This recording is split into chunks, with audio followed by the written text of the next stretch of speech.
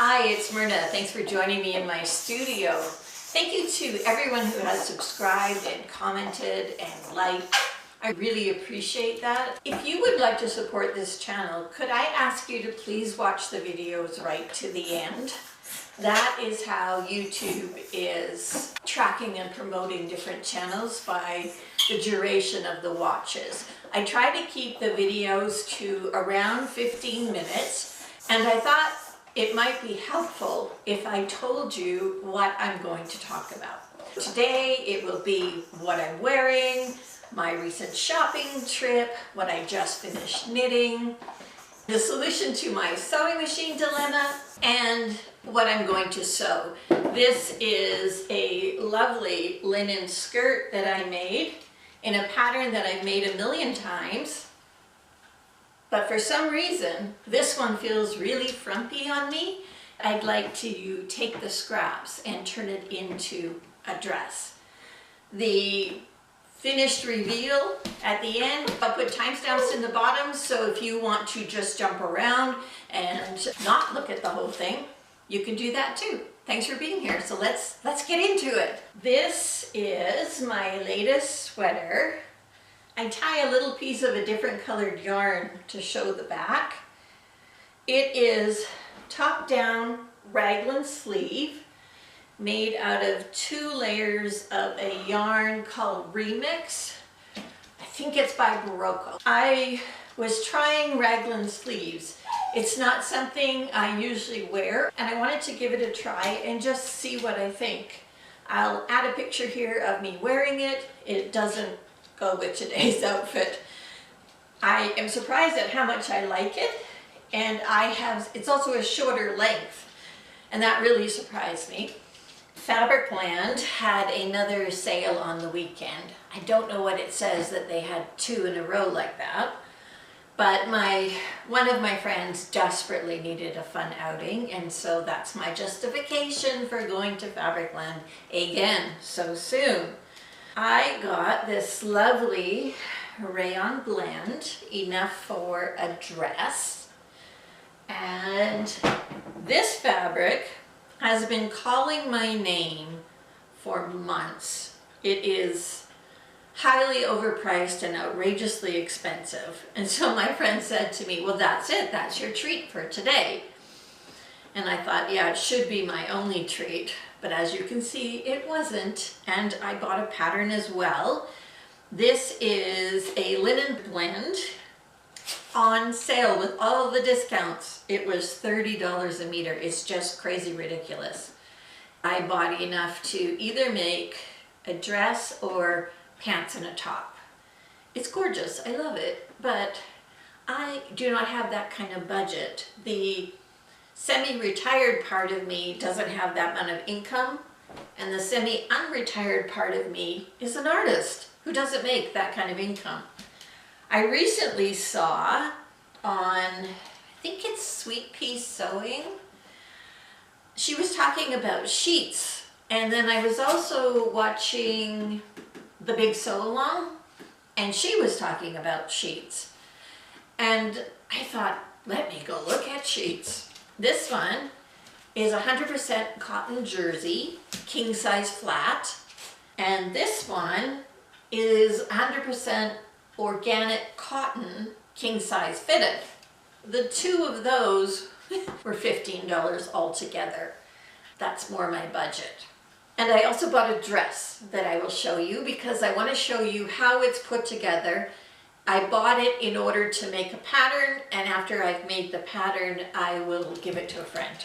Before I tell you about the dress, you saw this top a couple weeks ago. It is an adaptation of one of Catherine Tilton's patterns that was originally in Vogue. It's out of print.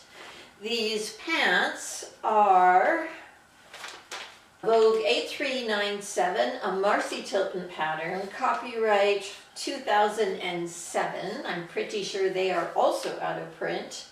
She is one of my favorite designers. So very comfortable with my sock feet. The dress is 100% linen, and the construction is really interesting. The last seam sewn is the center back one. And it doesn't actually need a center back seam, but it's done that way for the flat construction method that they're using in the factory. This pattern here is of course reversed to make the other side. This could be cut on fold. When they did this last seam, it went all the way up into the collar.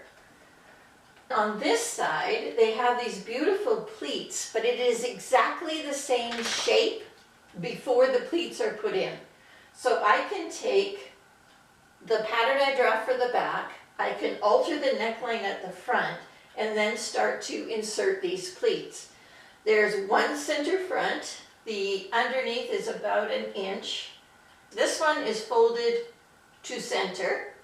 These two are folded away, and they're at a slight angle.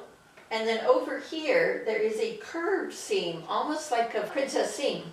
When you look at the binding was finished on the front and on the back separately and then sewn together. So basically they are cutting out the backs and finishing the armhole, then cutting out the front, sewing the pleats and finishing the armhole. Then they are sewing the front and back together at the shoulders and the side seam, adding the collar, which is double folded, and the final seam is the one up center back and all the way up the collar, then hemmed. Yes, they hemmed it after it was sewn. And that is the entire structure of the dress. This is the starting point. It was an Eileen Fisher skirt that I bought at a consignment store. It was too short, so I lengthened it and I've sewn it many, many times. I think I want to make it not as long. So maybe something about this length. There are seams here, but not up center front. I have not a ton of leftovers, plus the original waistband. My thinking is to add something on top that would be almost like a pinafore. This is an Alambika dress that I copied, also bought at a thrift store, and it comes out like this. And there's a very long armhole. I'm thinking about that idea because I could piece these parts. Or something like the top of this Vogue 1297 by Sandra Betzina. This is copyright 2012, so again, probably out of print. It has center front cut on fold with bust darts. I could add seams here and a seam where the dart is and create lots of little pieces. Same with the back. I could add a seam at the back. I could piece those. I'm off to sew. I won't show you all the details of sewing. That's just not my style, but I will show you where I'm at.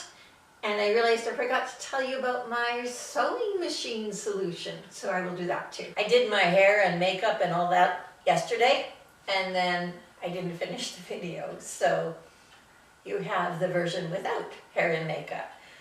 I attached the skirt to the bodice. I used the Alambika pattern from the dress that I showed you. I have a couple things that I would tweak. One is these drag lines here. That is because I didn't bother to shape the bust, and I should have. I have a little bit of extra fullness here, and I am debating elastic or not. It's linen.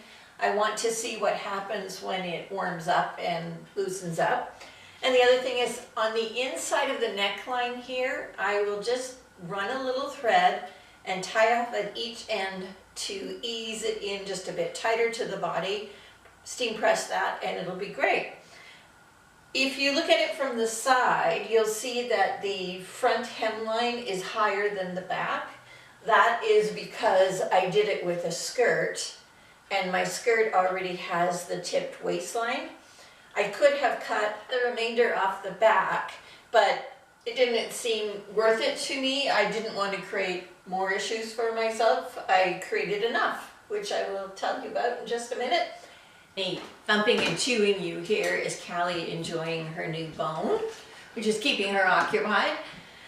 So with the issues I created for myself, they were around not doing what you know you should do. The skirt was already top stitched, and so in order to combine the two, I had to take the waistband off and then re-secure all the seams, and that caused the top stitching to release. That was all going to have to be fixed, but I didn't do it in the right order. Instead, I sewed the bodice together, top stitched it all, fixed the skirt, top stitched it all, sewed the two together, top stitched the seam, and then I tried it on. I should have tried it on way back at the beginning. I should have finished the front, finished the back, left the side seams open, and then tried it on. It was too big. I had to remove a lot of what I had just done, take it in 1.75 inches on each side, so a total of 7 inches, in order to get a smoother line. The Alambika dress is wide and then wider. What was happening with this one was that it was the same width as the skirt below and just looked like a big rectangle. It didn't give me any shape at all. But I'm really, really happy with how it turned out. And it's linen. All the little tweaks will warm up and it'll be wonderful to wear. One of the complications was that I was sewing it on this machine, and I have no idea what machine I originally sewed it on because it has been in my Refashion pile for over a year. This is a Janome HD 5000. When I took my Berninas in to be compiled into one machine and I was talking to the shop owner, we were talking about the white heavy duty that I was thinking about buying, and she said, based on the machines that I have already owned, that I would not find that the quality I was looking for. And then she mentioned this one, and she said the HD 5000 Janome has been around for 25-30 years. It's a mechanical machine with metal components. And I was like, why didn't you tell me sooner? And she may have. There may have been some reason why I didn't hear. But since I've returned all the cameras, I purchased this as my Christmas / backup sewing machine present. May become my primary sewing machine depending on what happens with combining the Berninas. I sewed the jumper on it and I'm really happy. I'm done with that now. If you've watched the video this far, thank you so much. I really appreciate it. I am more than ever this year focused on living debt-free. Maybe that's what happens when you get closer to full retirement, or maybe that's what happens when the world is going crazy. But that's a real focus for me this year. I've been praying in my journal time about clearly seeing where creative income comes from. I do not know if it will eventually come from YouTube or not. It'll come from somewhere, I just don't know where somewhere is. However, if you've watched right to the very end, you are contributing to the possibility of me eventually being monetized, and that will help to pay not only for the cost of the fabric when I am illustrating garments, but it will eventually pay for the upgrades to equipment like the camera. So all that's pretty amazing, and I'm very, very grateful for you. I was wearing a black t-shirt under the jumper. I had hoped to sew some t-shirts this week. It didn't happen. So next week, my plan is to sew the exact same t-shirt in the exact same fabric, with the only difference being moving the underarm seam on one of them forward the inch. I wore the bicycle t-shirt several times, and I do think it's making a significant difference, and I want to compare it where that's the only thing I'm comparing. So that's what I'll talk about next week. I don't usually know, but I do know today. Thank you for being here, and I'll see you then. Take care.